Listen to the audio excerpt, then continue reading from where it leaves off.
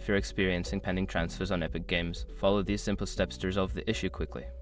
This guide will help you navigate through the process effectively. Step 1. Check your payment method. Ensure that the payment method you use for the transaction is valid and has sufficient funds. Sometimes, pending transfers occur due to issues with the payment source. Step 2. Review your account status.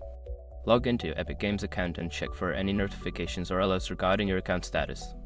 Make sure there are no restrictions or issues that could be causing the pending transfer. Step 3. Wait for processing time. Transfers may take some time to process. If you have just initiated the transfer, wait for a few hours or up to a day to see if the status changes from pending to completed. Step 4. Contact customer support. If the transfer remains pending for an extended period, reach out to Epic Games customer support. Provide them with details about the transaction, including the date and amount to expedite the resolution. Step 5. Monitor your email. Keep an eye on your email for any communications from Epic Games regarding your transfer. They may send updates or require additional information to resolve the issue. By following these steps, you should be able to resolve any pending transfers on Epic Games efficiently. If problems persist, don't hesitate to seek further assistance from support.